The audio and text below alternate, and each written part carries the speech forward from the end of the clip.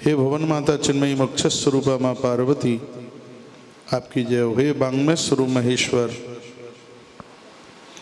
आपके द्वारा शब्दों की प्राप्ति होती है। हम दास आपके चरणों में वंदन प्रणाम करते हैं, हमारा प्रणाम स्वीकार कीजिए। यक्षेश्वरं नमस्कृत्य वरहाग्रामे संस्थिते देवाज्ञानं हितार्थे च ब्रह्म विद्याश्रमे स्थितम्। आवाज आ रही है ठीक से? तो ये क्या लगा दिया है? अच्छा। हे भगवान वराह नारायण, आप धरती के मालिक हैं। आपका नाम लेने से, वंदन करने से धरती के संपूर्ण दोषें समाप्त हो जाते हैं। हम आपको वंदन करते हैं, प्रणाम करते हैं। भूत भावन भूतेश महेद भयमुपस्थितम् क्वयाशाम क्वगच्छाम वयम लोका पितामह। भगवान शंकर और विधाता के ब्रह्मा के माध्यम से जो एक दिव्य पुरुष प्रकट हुआ, जिसको वास्तु पुरुष के नाम से जाना गया। हे प्रभु, आप संपूर्ण धरती के दोषों को समाप्त करने वाले हैं।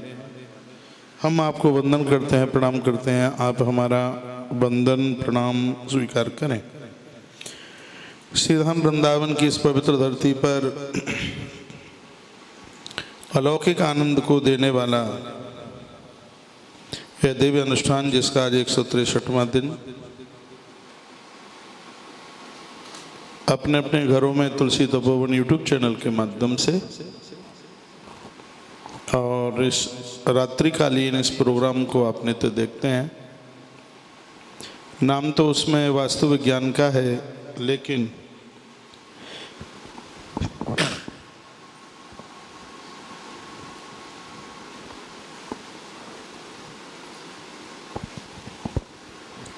और भी नित्य उपयोगी बातों की चर्चा की जाती है। मैं आप सबके हृदय में नित्य अनवरत विचरण करने वाले अपने प्रभु परमात्मा के दर्शन करता हूँ। आपकी आस्था और भावना को एक बार नहीं, कोट से हवार में नमन होता हूँ, वंदन करता हूँ। आज की बात हम यहाँ से आरंभ कर रहे हैं। हम हों, आप हों, कोई न कोई हों, ईश्वर ने सबको कुछ न कुछ तो दिया है, लेकिन भाग्यहीन वह लोग हैं जो अभिमान को ही बहुत बड़ी संपदा समझ लेते हैं। शास्त्रों में बड़ी सुंदर बात कही कि जरा रूपम हरति ही धैर्यमाशा मृत्यु प्राणानाम धर्मचर्याम सूया यम वृत्तमनार्य सेवा क्रोध श्रियम सर्वमेवा विमान। बहुत ध्यान से सुन लीजिएगा। इस श्लोक का अर्थ है कि बुढ़ापा रूप का हरण कर लेता है। वृद्धावस्था आती है तो जो जवानी में विश्व सुंदरा और विश्व सुंदरी रहे हैं, हाँ, उनका भी सौंदर्य क्षीण हो जाता है, नहीं रहता उस टाइम पर। वो पुरानी फोटो मिलाएं अपनी तो लगता ही नहीं है कि ये वह हैं। तो बुढ़ापा तो रूप का हरण कर लेता है, आशाएं धैर्य का हरण कर लेती हैं। श्रीमद् भागवत में 24 गुरुओं में एक पिंगला नाम की वैश्या की भी कथा है। उसने कहा आशा ही परमम दुखम।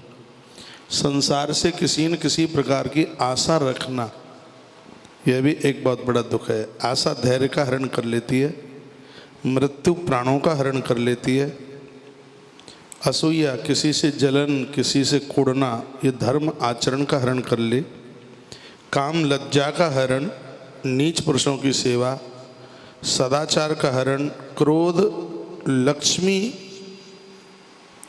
का, और अभिमान हमारे पास में जो भी कुछ है वो सर्वस्व नाश कर देता है।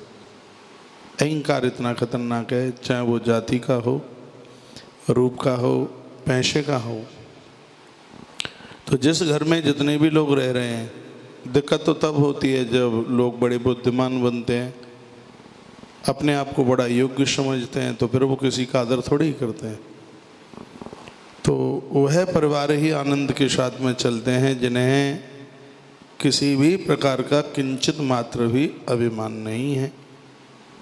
फिर तो व्यक्ति 100 वर्ष, हमारे वेदों में लिखा है कि व्यक्ति 100 वर्ष इस धरती पर जिंदगी जी के जा सकता है।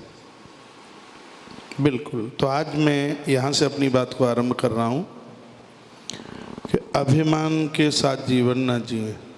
बिल्कुल सरल बनिए, विनम्र बनिए।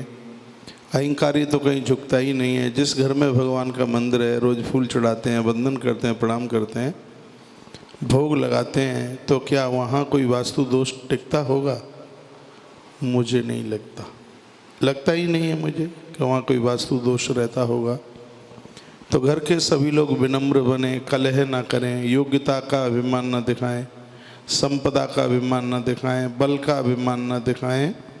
तो फिर कहूँगा, जैसे बुढ़ापा रूप का नाश करता है, आशाएं धैर्य का नाश कर देती हैं, जैसे मौत प्राणों का नाश करता है, उसी प्रकार से अभिमान हमारे जीवन में जो भी कुछ है सर्वस्व का नाश ही कर डालता है। तिमिर गयो रवि देख के, मोह गयो गुरु ज्ञान, क्यों करायो सब गयो जब आयो अभिमान। तो हमें और आपको अभिमान से, अहंकार से बचने की पूरी कोशिश में रहना चाहिए। एक बड़ी सुंदर बात है, ग्रंथ में लिखा है कि जब वेद ने कहा व्यक्ति की इस कलयुग में भी 100 वर्ष की उम्र है, 100 साल की आयु है, तो फिर वो बीच में ही ख़त्म क्यों हो जाता है? लिखने लायक बात है। क्यों उसकी बीच में ही मृत्यु हो जाती है? जब 100 वर्ष लिखा है तो 100 साल जीवन जी के उसे जाना चाहिए। तो इसका बड़ा सुंदर जवाब दिया, सता युक्त पुरुषः सर्व वेदेषु वही यदा। सभी वेद कहते हैं, पुराण कहते हैं कि व्यक्ति की 100 वर्ष की उम्र है, लेकिन 100 पर कोई पहुंच नहीं पाता, बीच में ही चले जाते हैं, अल्प समय में मृत्यु हो जाती है, 100 को नहीं छू पाते।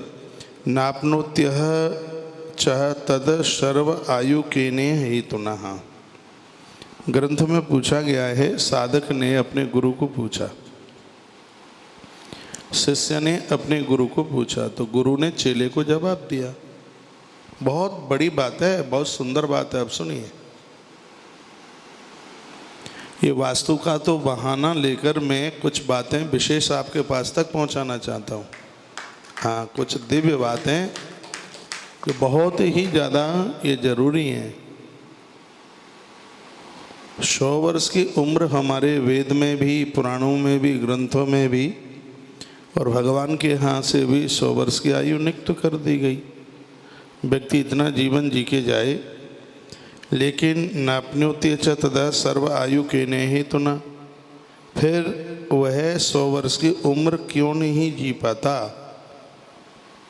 चेले ने गुरु को पूछा, क्या कारण है कि वो बीच में ही दुनिया छोड़ के चला जाता है? तो जवाब इतना सुंदर दिया है, और यह है जवाब इस ऋषि का लिखने के लायक है। यदि इसके ऊपर हम अमल कर लें आज से ही, इसी समय से, मैं तो यह निवेदन करना चाहूँगा, 5.5 महीने जो बोला गया है उसका सार है ये। इतनी बड़ी बात है। कल मैं 11 बजे वाले प्रवचन में भी ये बात बोलूँगा, क्योंकि उस समय सब टेलीविज़न पर जुड़े हुए होते हैं, इसलिए 100 वर्ष से भी ज़्यादा जीवन व्यक्ति जी के जा सकता है, यदि वो ऐसा कर ले तो। कुछ ऐसा करता है इसलिए वो पूरी उम्र नहीं जी पाता। कैसा करता है? अतिमानोतिवादश्य तथा त्यागो नराधिप, क्रोधश्चात्म विध्यत्सह च मित्रद्रोहश्च तान् षट्, एते वासयत् तीक्ष्णा क्रन्तन्नायुषु देहिनाम्, एतानि मानवान् घ्नन्ति न मृत्युर्भद्रमस्तु ते। यह संस्कृत के शब्द हैं, इसको हिंदी में समझ लीजिए। तो गुरुदेव ने जिज्ञासा करने वाले को, प्रश्न करने वाले को एक महात्मा ने जवाब दिया। क्या कहा? व्यक्ति 100 वर्ष से पहले, समय से पहले इसलिए चला जाता है क्योंकि उसमें कुछ कमियां हैं। क्या है? अत्यंत अभिमान, ये आयु को खा जाता है। आज की बात सुनकर अहंकार को ऐसे छोड़ दो, अभिमान को, जैसे दूध के कटोरे में पड़ी हुई मक्खी को लोग फेंक देते हैं, ऐसे उसको दूर कर दो। अभिमान आयु को खा जाए। अहंकार, चाहे वो जाति का हो, पद प्रतिष्ठा का हो, रूप का हो, योग्यता का हो, किसी भी चीज़ का अभिमान क्यों ना हो, अभिमान उम्र ख़त्म कर देगा। तो जो खतरनाक चीज़ें हैं उन सब में अभिमान को लिया है, बहुत खतरनाक है। इसको आज से ही त्याजित करने की कोशिश करें। देखिए कितनी लंबी आयु जीकर ये व्यक्ति जाता है। तो पहला है अतिमान हो, यानी बहुत ही ज़्यादा अभिमान, अहंकार। दूसरा है अधिक बोलना, जो फालतू बोलते हैं, झूठ बोलते हैं, मिथ्या बोलते हैं। बहुत ध्यान से सुनिए, झूठ बोलने वाले लोगों की लंबी आयु नहीं होती, इसलिए बहुत कम बोला जाए, थोड़ा बोला जाए। पूज्य डोंगरे जी महाराज कहते थे 1000 शब्द बोलना है तो 100 से काम चलाओ, 100 बोलना है तो 10 से काम चलाओ, 10 शब्द बोलना है तो वहाँ 1 से काम चलाओ, और 1 शब्द बोलना है तो वहाँ पर मौन रहिए। हफ्ते में 15 दिन में 1 दिन आपका 6 से 8 घंटे का मौन का निकले। ऐसा नियम बना लीजिए, आपके चेहरे पर तेज होगा। पहले महात्माओं के ललाट पर सूर्य चमकता था, वो मौन रहते, उन्हें दुनियादारी से कोई मतलब नहीं था। बाचालो लभते नासम, व्यक्ति ज़्यादा बोलेगा, झूठ बोलेगा, मिथ्या बोलेगा। इसलिए कहा गया है, एक महात्मा कहता है जिज्ञासु से, जो अहंकारी हैं उनकी मृत्यु बीच में हो जाती है। जो ज़्यादा बोलते हैं, ज़रूरत से ज़्यादा बोलते हैं, यह भी मृत्यु का एक कारण है। कम बोले, झगड़े युक्त बात ना करें, ये भी मौत का कारण है। तीसरी बात बताइए, त्याग का अभाव।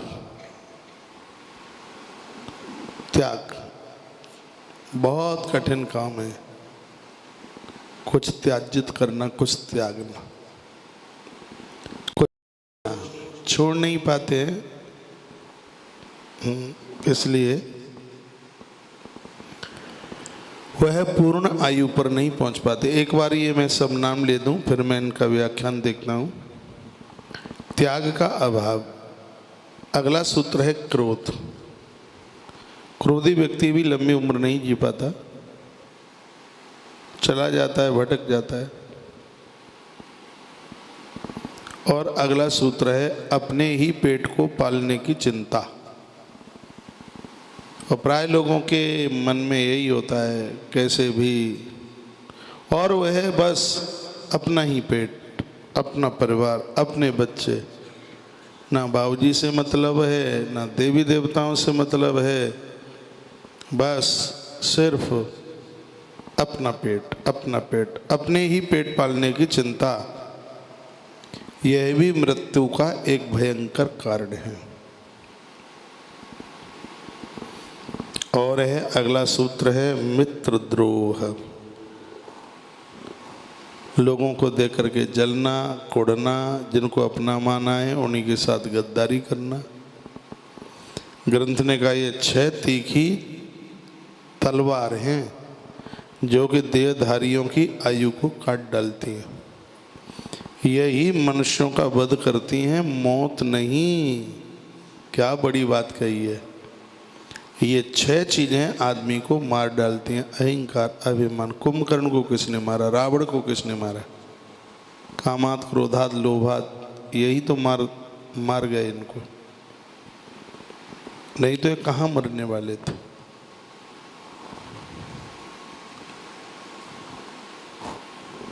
यदि इन 6 चीज़ों के ऊपर अमल किया है, 6 के ऊपर, व्यक्ति पूर्णायु होकर के जाएगा। वृद्धावस्था में 1 गिलास पानी नहीं मांगना पड़ेगा। कभी कभी बच्चे और बेटे घर भी होते हैं तो भी ये बहुएं वृद्धों की सेवा नहीं कर पाती। उसका एक कारण ये भी है, वो वृद्ध जरूर हो गए हैं लेकिन अभी उनका क्रोध बूढ़ा नहीं हुआ। क्रोध वही है जो 26 में था। तो 26 साल के थे तब था, वो बूढ़ा नहीं हुआ। आदमी बूढ़ा हो गया लेकिन क्रोध बूढ़ा नहीं हुआ। गालियां देते हैं, उल्ट पुल्ट बातें करते हैं, तो फिर बहू भी कहती है कब तक सुने, नाक में दम कर दिया, माथा दुखा दिया। इस अवस्था में जितनी सरलता होगी, जितनी सहन शक्ति होगी, 20 साल गॉड गिफ्ट में मिल जाएंगे। एक तरफ पूजा कराते हैं घर में वास्तु की, और दूसरी तरफ क्रोध करते हैं, तो क्या मतलब है, उसका क्या मायना है? ये तो वही हो गया, एक तरफ दवाई खा रहे हो, दूसरी तरफ परहेज भी नहीं कर रहे। ये तो आयुर्वेद कहता है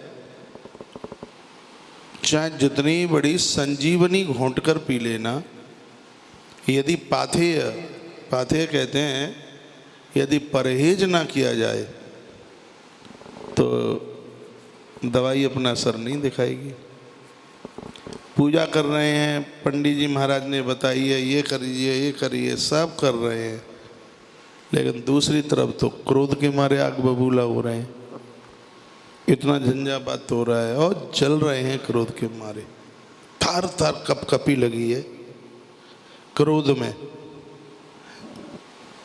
तो कुछ भी होने जाने वाला नहीं है। लंबी आयु जी के जाए, चाहे हम हों, आप हों, और भी कोई तीसरे हों। लंबी आयु को जीने के लिए इन 6 बातों से बचिए। आपके पास जो है एक बार उसको भगवान का मान लो, आनंद देखो, फिर मान तो लो एक बार, मेरे पास जो है परमात्मा का है, सब ईश्वर ने दिया, और दिया ही ईश्वर ने। लेकिन आदमी की मूर्खता है कि उसको अपना मान लेता है। जिस मकान पर भगवान का ही नाम लिखा है, कृष्ण छाया, कृष्ण कृपा, राम कृपा, राम सदन, राम आश्रय, भैया काहे का दोष रहेगा वहाँ पे? ये तो होना नहीं चाहिए कि राम सदन बाहर लिखा है और अंदर मुर्गे कट रहे हैं उसमें रसोई में। बाहर तो लिखा है सीताराम सदन, और अगर अंदर रम के प्याले छलक रहे हैं तो वहाँ जमीन का, भूमि का दोष कभी भी नहीं उठता, हटता ही नहीं है। निरहंकारी बनिए, आपका भवन मुस्कुराएगा आपको देख के, उसको इतनी प्रसन्नता होगी मेरा मालिक बड़ा अद्भुत है। दीवाले आपसे बोलने की इच्छा जाहिर करेगी, दीवाले बोलती हैं अच्छे लोगों से, आप समझ रहे हैं, वृक्ष बोलते हैं, प्रकृति बोलती है, नदियाँ बोलती हैं, और बहुत प्रमाण के साथ ये बात कही है, जिसका चरित्र जानकी जैसा पवित्र है तो प्रतिमाएं बोल करके आवाज लगाती हैं, सुनिश्चिय सत्य आशीष हमारी, पूजहि मन कामना तुम्हारी। ये जानकी हमारा आशीष है, जैसा तुमने सोचा है वैसा ही होगा। ये प्रतिमा ही तो बोल रही थी मंदिर की, मन जाहि राचु मिलहि सोवर, सहज सुंदर सावरो, करुणा निधान सुजान, शील स्नेह जान तरावरो, यही भांति गौरी असीस सुनिसिय, सहित ही हर्षित अली, तुलसी भवानी पूज पुनि पुनि, मुदित मन मंदिर चली, जान गौर अनुकूल सियहिया, मंजुल मंगल मूल, बाम अंग फरकन लगे। घर में ऐसे रहिए, माताओं का बाम अंग फड़के और पुरुषों का दाहिना अंग फड़के, जो बहुत शुभ है। बुद्धि को जानकी की तरह है, मन को भगवान की तरह मना लीजिए, देखिए उसी घर में कितने आनंद आते हैं। जो आप कहते हैं कि घर खाने को दौड़ता रहे, वो घर तो आपको मिलने को दौड़ेगा, करिए तो सही। तो अहंकार को त्याजित कीजिए और कम बोलिए। पत्नी को गुस्सा आ रहा है तो मौन साध लें पुरुष लोग उस समय, क्योंकि नारी चंद्रमुखी सूर्यमुखी है तो ये ज्वालामुखी भी है, इतना ध्यान रखिएगा। जब ये अपने पर आ जाए तो न संभले, फिर माँ काली की कथा सुन रहे हैं, रोज सुनेंगे यही। अपने पर आ जाए, इससे सरल नहीं कोई। और यदि अपने पर आ गई है भैया, बड़ा मुश्किल हो जाएगा संभालना। इसलिए कृपया सावधान, घर में झगड़ा मत कीजिए, अपशब्द मत बोलिए। बहुतों को गालियां देने की आदत होती है। ऐसी वाणी बोलिए मन का आपा खोए, औरन को शीतल करें आप हूँ शीतल होए। मेरी माताएं बहनें तो सोच रही हैं, और कुछ तो अपने झगड़ालू पति के पास बैठी हैं तो कह रही हैं, सुन ले महाराज जी कितनी अच्छी बात कह रहे हैं। अब सुन ले उन्हें काहे ना सुनो, उन्हें कहा सुन ले। बोल रही होंगी बगल में बैठी हुई, गाली गलौज मत कीजिए, अभद्र भाषा मत बोलिए, ये ठीक नहीं है। कर्कश भाषा बोलने से पुण्य समाप्त होता है, आयु क्षीण होती है, ग्रंथ में लिखा है, उम्र क्षीण होती है इससे। इसलिए गलत शब्द मत निकालिए। शब्द ईश्वर का रूप है, परमात्मा का रूप है, शब्द की पूजा होनी चाहिए। भगवान ने जिब्या दी है, जिब्या को मलिन मत कीजिए, इसको पवित्र रखिए। ज़्यादा बोलना भी मृत्यु का कारण हो जाता है। ये पुलिस वाले बड़े पटा लगाते हैं, उनमें एक तो गलती करके जाते हैं, फिर वहाँ चपर चपर करते हैं, तो इतना उनका मूड बिगड़ता है, सब पटा पड़ते हैं कमर के ऊपर, वे चिल्लाता है। लंबी आयु जीने के लिए थोड़ा अपनी वाणी के ऊपर कंट्रोल करें, वाणी जिए। अगली बात है त्यागी बनिए, देने की भावना रखिए। और अगली बात है क्रोध। युधिष्ठिर राजा कहते क्रोधम मा कुरु, मैं जीवन में कभी क्रोध नहीं करूँगा। ये उन्होंने द्रोणाचार्य से पाठ पढ़ा था। कथा थी, एक बार गुरु द्रोणाचार्य ने सब बच्चों को पूछा तुमने क्या पढ़ा? किसी ने कुछ, किसी ने कुछ, किसी ने कुछ कहा। धर्मराज युधिष्ठिर ने कहा गुरुदेव मैंने ये पाठ पढ़ा है कि जीवन में मैं कभी क्रोध नहीं करूँगा, क्योंकि क्रोध व्यक्ति को खा जाता है, खत्म कर देता है। मैं एक बार पुनः निवेदन कर रहा हूँ, क्रोध करने वाले लोग लंबी उम्र नहीं जीते। वेद में 100 वर्ष आयु कलयुग में लोगों की बताई है, लेकिन वो 100 वर्ष पर नहीं पहुँच पाते, क्योंकि 6 चीज़ें उनको खोखला कर देती हैं। उनमें एक क्रोध भी है। ठंडे बन जाइए, बिल्कुल शीतल बन जाइए, क्रोध ना कीजिए।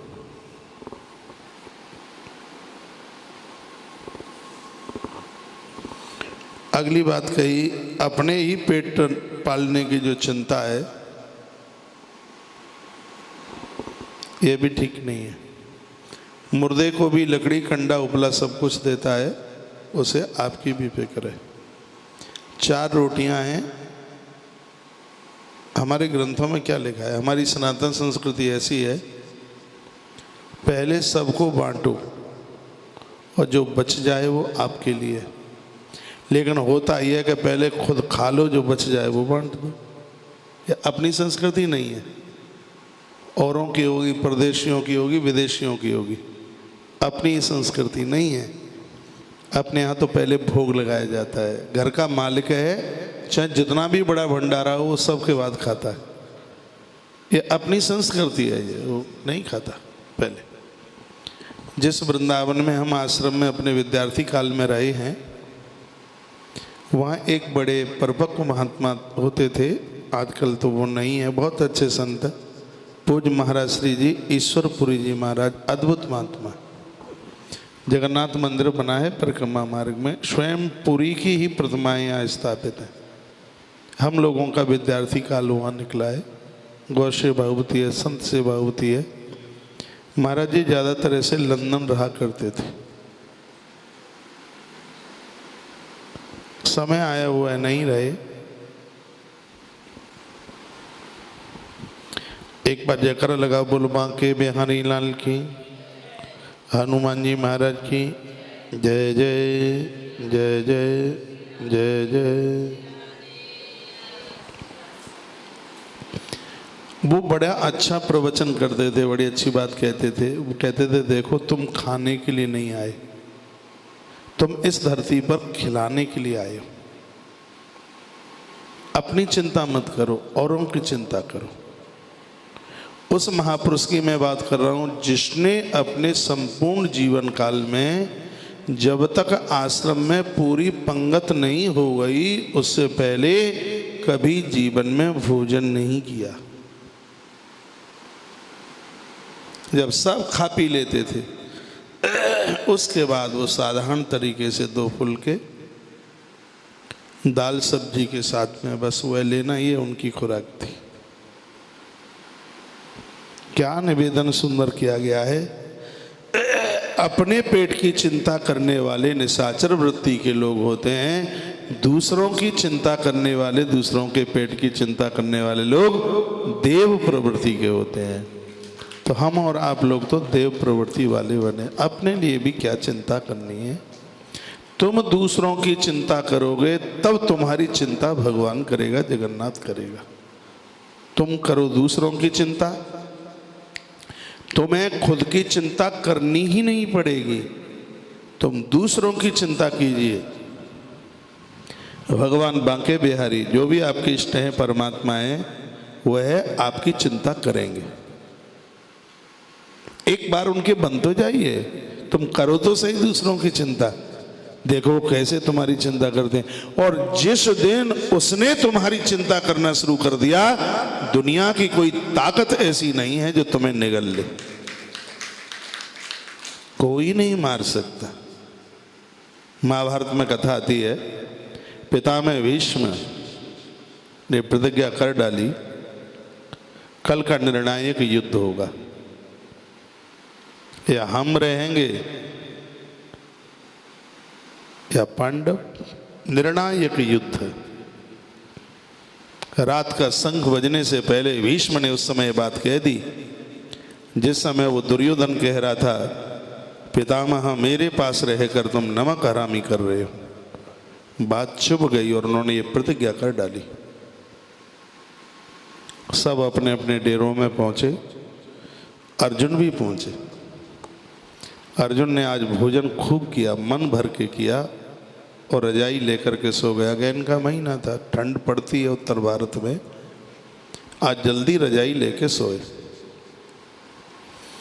कृष्ण को लगा के भीष्म की प्रतिज्ञा को साधारण तरीके में ले रहा है बंदा, खा पी के सो गया, इसको चिंता नहीं है कि कल मार डालेगा वो, उसको इच्छा मृत्यु का वरदान है और उसको कोई चिंता ही नहीं है। सो भगवान पहुंचे और कहा अर्जुन तुमने क्या पितामह की प्रतिज्ञा नहीं सुनी? अर्जुन ने कहा हाँ प्रभु मैंने सुनी है प्रतिज्ञा। आप जानते हो अर्जुन पितामह की प्रतिज्ञा का परिणाम? हाँ जानता हूँ, अर्जुन की मौत है परिणाम। तो खड़े होकर के कुछ व्यवस्था करें, मंत्रणा करें, तुम खड़े नहीं हो सकते। अर्जुन ने कहा केशव मरना तो है ही, बहुत दिन हो गए युद्ध करते करते, सोच लिया था कि मरना ही है तो नींद भी पूरी कर लो, उसको काहे को अधूरी छोड़ते हो, इसलिए हम तो सो रहे हैं। भगवान दरवाजे तक पहुंचे, फिर वापस आए और कहा भारत खड़े हो जाओ, कुछ व्यवस्था करते हैं। अर्जुन ने कहा बहुत ज़्यादा नींद आ रही है। कृष्ण फिर वहाँ तक पहुँचे, फिर आए, अब के देखा कि कृष्ण की आंख में आंसू है। अर्जुन की दोनों बाजू पकड़ी हैं। कृष्ण अर्जुन को उठाने लगे और कहा भारत खड़े हो जाओ, कुछ व्यवस्था करते हैं, क्योंकि मुझे तुम्हारी बहुत चिंता है। एक कृष्ण बोले। जब कृष्ण ने ये कहा मुझे तुम्हारी बहुत चिंता है, उस समय अर्जुन खड़े हो गए और अर्जुन ने कहा गोविंद इस दुनिया में मुझे कोई मारने वाला पैदा नहीं हुआ। कृष्ण ने कहा अभिमान आ गया? अर्जुन ने कहा अभिमान नहीं आया, समझ आ गया। कहा कैसे? तब अर्जुन रो पड़े। हे द्वारकानाथ, हे द्वारकाधीश, हे जगन्नाथ, हे मधुसूदन, हे परमात्मा, जिस कुंती पुत्र अर्जुन को बचाने के लिए द्वारका का नाथ ही चिंतित हो गया हो, तो मुझे काई की चिंता है। तब भगवान ने एक बात कही थी, अर्जुन तुम्हें दुनिया की चिंता है इसलिए मुझे तुम्हारी चिंता है, और जिसके लिए मुझे चिंता, वो अर्जुन ने भी कहा है कि जिसकी चिंता आप कर बैठे हैं हे गोविंद, उसका कौन बाल बांका बिगाड़ सकता है। तो यहाँ जो बात कही है, जिनको अपने पेट की चिंता है वो अपने पेट की चिंता ना करें, आप कीजिए दूसरों के पेट की चिंता, परमात्मा करेगा आपके पेट की चिंता। आप लंबी आयु जी के जाएंगे। ऐसा जीवन जीने वाले लोगों के घर में किसी भी प्रकार का कोई वास्तु दोष नहीं रहता।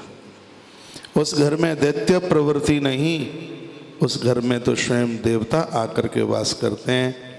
ऐसी जिंदगी जीने की कोशिश कीजिए। और अगली बात है, किसी को धोखा मत दीजिए। मित्रद्रोह का मतलब है किसी को धोखा मत दीजिए। और किसी को धोखा दे देना ये भी एक आयु क्षीण होने की बात है। ये 6 तलवारें हैं, इन 6 को तलवार कहा। क्या सुंदर बात कही है एक महापुरुष ने, मृत्यु तो बहाना है, ये 6 चीज़ें व्यक्ति को खत्म कर देती हैं। अभिमान, अधिक बोलना, जीवन में त्याग का ना होना, क्रोध, अपने पेट पालन की चिंता और दूसरों को धोखा देना। तो यहाँ कहा है कि व्यक्ति की तो उम्र 100 ही वर्ष है, लेकिन 6 तरह की जो तलवार हैं वो आदमी को पहले ही खत्म कर देती हैं। इन्हीं शब्दों के साथ आज के समय के प्रोग्राम में बस इतना सा ही है। वाणी को विराम। आप सबको प्रणाम। आप सबका कल्याण हो।